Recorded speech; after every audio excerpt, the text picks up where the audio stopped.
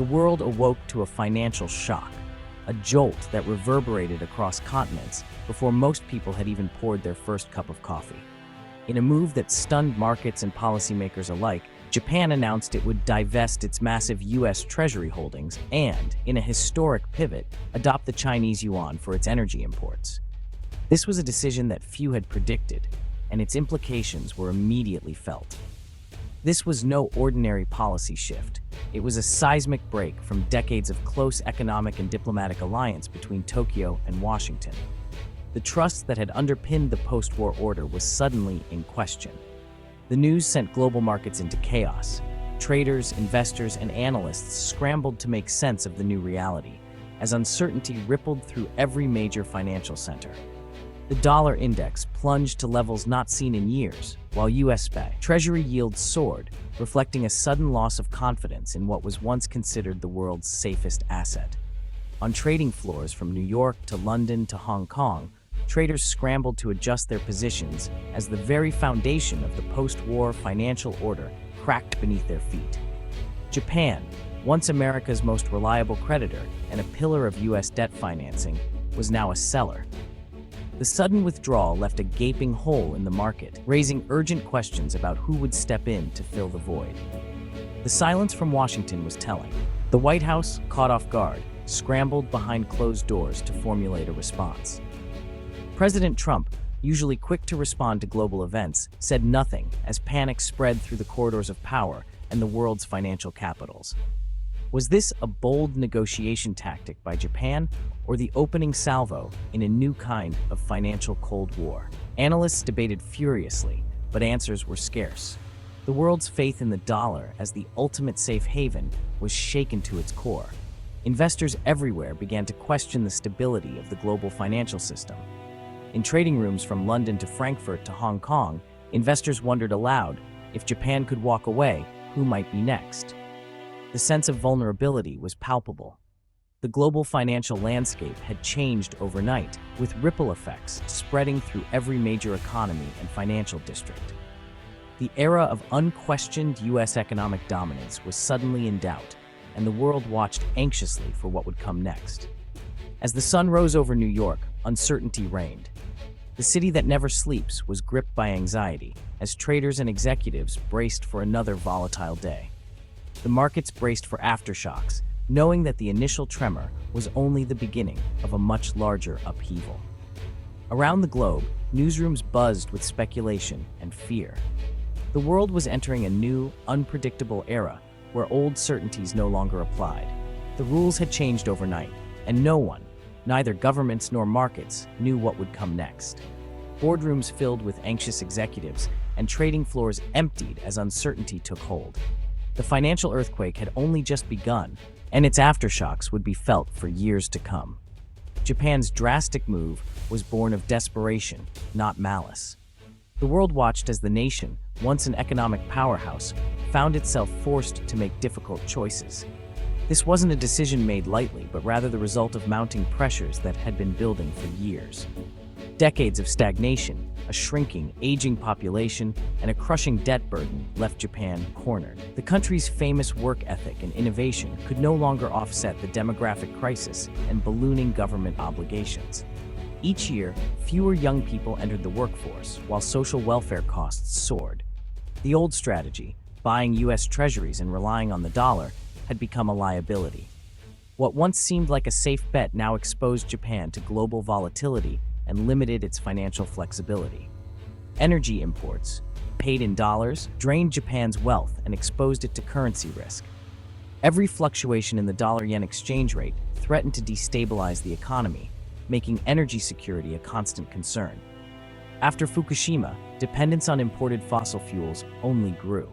With nuclear power scaled back, Japan had little choice but to import more oil and gas, further increasing its vulnerability to global market swings. Tokyo needed higher returns and a stable way to pay for energy. The search for alternatives became urgent, as leaders realized that old solutions no longer worked in a rapidly changing world. The U.S. alliance, once vital, no longer served Japan's core interests. While security ties remained important, Economic realities demanded a new approach, one that prioritized Japan's survival over tradition. Leaders saw that sticking to the status quo meant slow decline. The risk of change was great, but the risk of inaction was even greater. Bold steps were needed to secure the nation's future. Pivoting away from the dollar was a calculated gamble for survival. It was a move fraught with uncertainty, but also with the hope of regaining control over Japan's economic destiny. For Japan, it was a painful but necessary break with the past. The nation stood at a crossroads, determined to chart a new course, no matter how difficult the journey ahead. Japan's pivot wasn't just economic, it was geopolitical. Feeling neglected by Washington, Tokyo turned to Beijing. China seized the opportunity, offering Japan access to its markets and a new energy framework. The breakthrough: Japan would buy Russian gas, paying in yuan, not dollars. This deal secured Japan's energy needs and boosted the yuan's global role.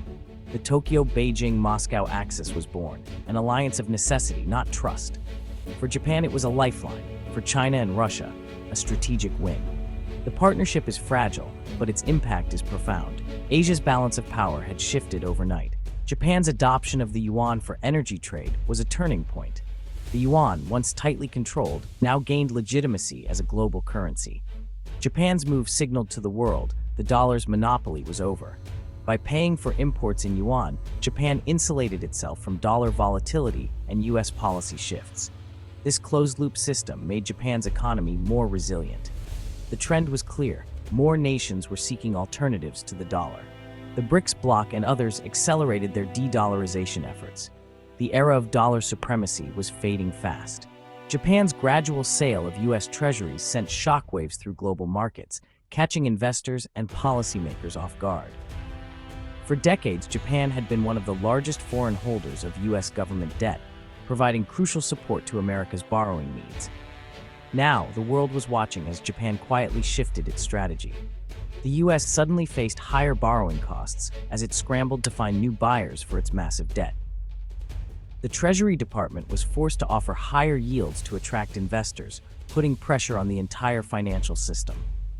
Rising Treasury yields meant higher interest rates for American consumers and businesses. Mortgages, car loans, and business financing all became more expensive, threatening to slow economic growth and squeeze household budgets. Japan planned to reinvest the proceeds into domestic priorities, like infrastructure and technology, or into higher-yielding global assets, hoping to boost its own economy and reduce reliance on the dollar. Selling dollar assets was risky. If the dollar rebounded unexpectedly, Japan could face significant losses on its remaining holdings, making this a high-stakes gamble. The move shattered trust in the global financial system, raising fears about the stability of the world's reserve currency and the reliability of long-standing financial alliances. Other major holders, like China and Saudi Arabia, watched closely, weighing their own options and considering whether to follow Japan's lead or stay the course. The fear was real. A domino effect, with central banks worldwide dumping dollars, could trigger a global financial crisis and upend decades of economic stability. Regulators dreaded a self-reinforcing panic, a true financial nightmare where trust evaporates, markets freeze, and economies spiral downward. The world's faith in the dollar was no longer unshakable. Investors everywhere began to question whether the dollar could remain the bedrock of global finance. Japan's decision forced everyone, from central banks to private investors, to reconsider their own exposure to U.S. assets and rethink their strategies for the future. The global order was suddenly up for grabs, with world leaders and financial institutions scrambling to adapt to a rapidly changing landscape. The dollar's role as the world's anchor was under threat, and the consequences of this shift could ripple across continents and industries. The consequences could be historic, reshaping the balance of power in the global economy for years to come. Japan's move was the biggest sign yet of a world moving beyond the dollar. For years, nations resented America's exorbitant privilege and the power it brought. The BRICS built new banks and payment systems to bypass U.S. control. With Saudi Arabia and the UAE joining, the push to trade in other currencies gained momentum. More countries signed bilateral deals excluding the dollar. Even U.S. allies saw the risks of dollar dependence. Japan's break gave others political cover to follow. The taboo was broken, the cascade had begun. The world was hedging its bets. The dollar was no longer the only safe haven. A new financial era was dawning. October 8, 2025, marked the end of America's unchallenged dominance. The dollar's decline signaled a shift in global power. U.S. economic and military might had always gone hand in hand. Now, America faced real competition from rising powers. The world was becoming multipolar, complex, unpredictable, and dangerous. Alliances would be transactional, not ideological. The transition would be turbulent, with risks of conflict and miscalculation. The U.S. must adapt, rebuild trust, and address its own vulnerabilities. For others, it's a moment of both risk and opportunity. The tectonic plates of power are shifting. The world that emerges will be fundamentally different.